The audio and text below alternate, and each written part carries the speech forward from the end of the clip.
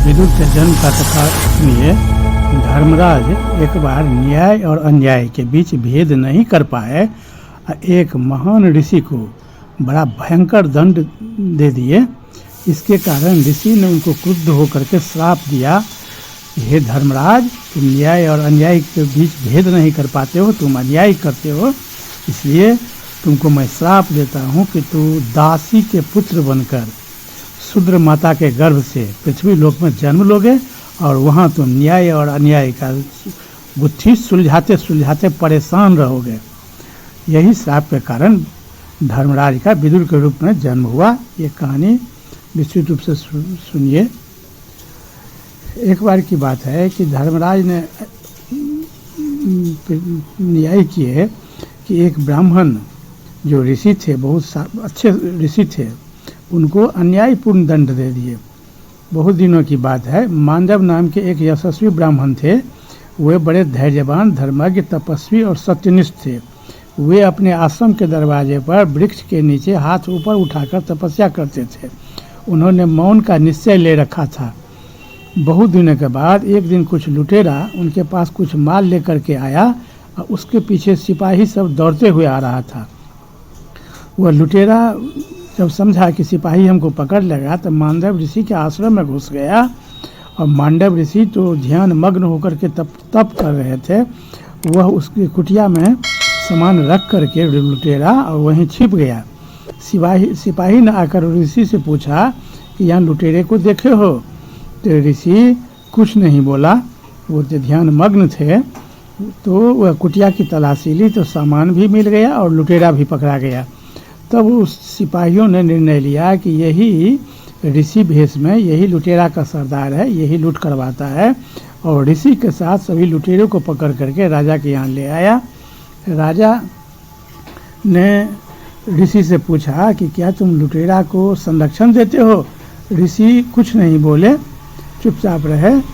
तो कहे कि तुम्हारे सामान से तुम्हारे कुटिया से सामान पकड़ाया है? कहे हाँ पकड़ाया है। वहाँ लुटेरा भी पकड़ाया है? हाँ पकड़ाया है।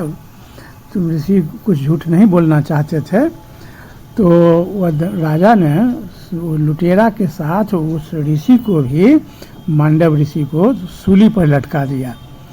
सूली पर लटकाते ही सब लुटेरा तो मर गया, ऋषि सूली पर ही जिंदा थे और बैठ करके वहीं पर अपना तप कर रहे थे। वहीं पर तप करते करते जब बहुत दिन बीत गया तो एक दिन ऋषि ने सभी ऋषियों को वहाँ पर बुलाया। सभी ऋषि रात्र में चिड़िया बन करके, चिड़िया के भेष में आकर के उनसे मिले। उन लोगों ने, ऋषि लोगों ने भी पूछे कि आपसे कौन सा ऐसा अपराध हो गया था, इस तरह का आपको दंड मिला? तो ऋषि ने कहे कि अपराध क्या हुआ वो तो मैं नहीं जानता हूँ, कुछ अपराध हुआ होगा इसीलिए राजा दंड दिया, इसमें राजा का दोष नहीं है, मेरा ही कुछ दोष था होगा इसीलिए मुझे दंड मिला है। सब ऋषि चले गए। उसके बाद बहुत दिनों तक वह ऋषि उसी सूली पर में बैठ करके ध्यान मग्न होकर के तप करते रहे और वे मरे नहीं। एक दिन राजा के सिपाहियों ने उधर से जा रहा था तो देखा कि ऋषि आज तक इस सूली पर जिंदा है, वैसे ही बैठा हुआ है, तप कर रहा है। आकर के उन लोगों ने राजा से कहा तो राजा को अपनी भूल का बहुत ज़्यादा एहसास हुआ, ये हमसे बहुत बड़ा पाप हो गया, सिद्ध ऋषि हैं। तब राजा दौड़े हुए उनके पास गए और उनसे बहुत ज़्यादा क्षमा मांगे कि हे महर्षि, मैं आपको पहचान नहीं सका, हमसे गलती हो गई, आप मुझे माफ़ करें।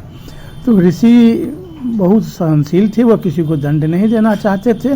ये कि हे राजा, तुम्हारा इसमें कोई दोष नहीं है, तुम अपने न्याय के हिसाब से जो किए हो, तुम्हारा न्याय था, ठीक किए हो, कि तुम्हारा इसमें कोई दोष नहीं है। दोष तो सिर्फ धर्मराज का है कि किस पाप का दंड उन्होंने मुझे इस ढंग से दिया है। तुम जिस दिन मुझे मुक्त कर दोगे, हम तत्काल धर्मराज के पास जा कर के उनसे मैं इसका कारण पूछूंगा। राजा बहुत दुखी थे ही। तो राजा कहे कि महर्षि, आपको अभी मैं मुक्त कर देता हूँ, और तुरंत कील काटने का और उनको उतारने का आदेश दिया। इस संयोगवश उनको उतार तो दिया कि कील थोड़ा उनके शरीर में गड़ा हुआ ही रह गया, वह निकला नहीं। बहुत प्रयास के बाद भी कील उनके शरीर से नहीं निकला। तब वो ऋषि तुरंत वहाँ से धर्मराज के पास गए और धर्मराज के सभा में जाकर के धर्मराज को बहुत फटकारे कि धर्मराज, तुम न्याय और अन्याय में भेद नहीं समझते हो, तुम किस अपराध का मुझे दंड दिया है कि मुझे सूली पर लटकाया गया। तो धर्मराज ने कहे कि आप बचपन में फतिंगों को पकड़ करके उसमें उसके शरीर में कांटा चुभो देते थे, वही पाप का दंड मिला है। तो ऋषि ने कहे कि मैं तो जब से ज्ञान हुआ है तभी से तप कर रहा हूँ, मैं ऐसा कब किया। तो धर्मराज ने कहे कि आप बाल्यावस्था में किए थे। तो ऋषि बड़ा क्रुद्ध होकर के कहे कि धर्मराज, तुमको इतना ज्ञान नहीं है कि 12 साल से कम उम्र के बच्चे द्वारा किया गया अपराध की श्रेणी में नहीं आता है, तुमको इसका भी ज्ञान नहीं है, तुम बहुत बड़ा पाप किया है। और मैं आज धर्म का भी व्यवस्था करता हूँ पृथ्वी लोक में, और 14 साल तक बच्चे नादान रहते हैं। 14 साल तक अगर बच्चा से कोई पाप होगा तो उसको कोई दंड नहीं दिया जाएगा। और तुम इतने बड़े पाप कर्म किए कि मुझे निर्दोष रहते हुए तुमने सूली पर लटकाया और कील मुझे चुभा रहा, इसलिए तुमको मैं श्राप देता हूँ। तुम धर्म और अधर्म में भेद नहीं कर पाता है, तुमको मैं श्राप देता हूँ कि तुम मर्त लोक में शूद्र दासी के गर्भ से, शूद्र महिला के गर्भ से तुम पृथ्वी लोक में जन्म लोगे, और वहाँ धर्म और अधर्म की गुत्थी सुलझाते सुलझाते तुम परेशान रहोगे, और तुम बहुत परेशान होकर के धर्म पृथ्वी लोक पर में अपना ज़िंदगी बिताओगे। जाओ। उसके बाद वे ऋषि वहाँ से पुनः चल दिए। मित्रों, बहुत बहुत धन्यवाद। इस तरह कहानी सुनने के लिए हमारे चैनल का साथ बने रहें।